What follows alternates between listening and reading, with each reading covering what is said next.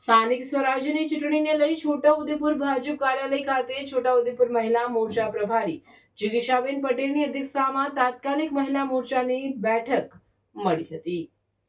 છોટાઉદેપુર મહિલા મોરચા પ્રભારી જિગીશાબેન પટેલની અધ્યક્ષતામાં છોટાઉદેપુર કાર્યાલય ખાતે તાત્કાલિક અગત્યની બેઠક રાખવામાં આવી હતી। ત્યારે બેઠકમાં જિલ્લા સંગઠનની બહેનો, પ્રદેશ હોદ્દેદારો,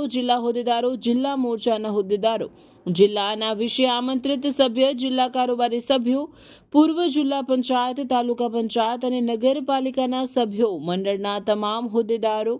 મંડળ મોરચાના હોદ્દેદારો, તમામ શક્તિ કેન્દ્ર ઇન્ચાર્જ, શક્તિ કેન્દ્રના પ્રભારી, મંડળ બૂથ પ્રમુખો, જિલ્લાના શુભેચ્છકો, આગેવાનો, સિનિયર કાર્યકર્તાઓ તેમજ સ્થાનિક સ્વરાજ્યની ચૂંટણીમાં હાલમાં જે પણ બહેનોએ ઉમેદવારી નોંધાવી છે એ તમામ બહેનો હાજર રહી હતી। ત્યારે છોટાઉદેપુર મહિલા મોરચા પ્રભારી જિગીશાબેન પટેલ દ્વારા જણાવવામાં આવ્યું હતું કે સ્થાનિક સ્વરાજ્યની ચૂંટણીના પડઘમ વાગી રહ્યા છે, ત્યારે પાર્લામેન્ટરી બોર્ડ દ્વારા જે પણ ઉમેદવારો જાહેર કરવામાં આવે તેમણે જંગી બહુમતીથી જીતાડવાના છે। ખાટલા મીટિંગ તેમજ ઘર ઘર સંપર્ક અભિયાન હાથ ધરી સ્થાનિક સ્વરાજ્યની ચૂંટણીમાં ભાજપા પક્ષને જંગી બહુમતીથી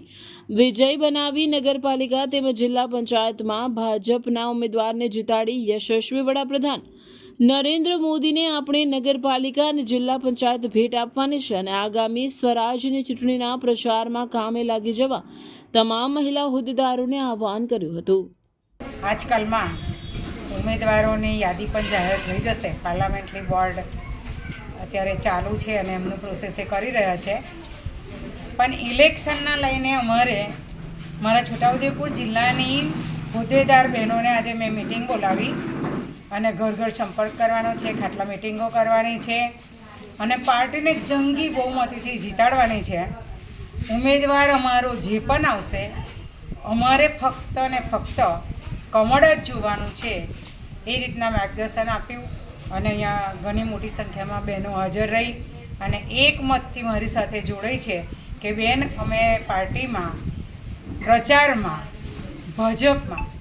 તન મન ધનથી અમે સેવા કરીશું અને પાર્ટીના પ્રચારમાં અમે ખૂબ જ સમય આપીશું, ફરીશું ને ઉમેદવારોને જીતાડવા માટે અથાગ પ્રયત્ન કરીશું।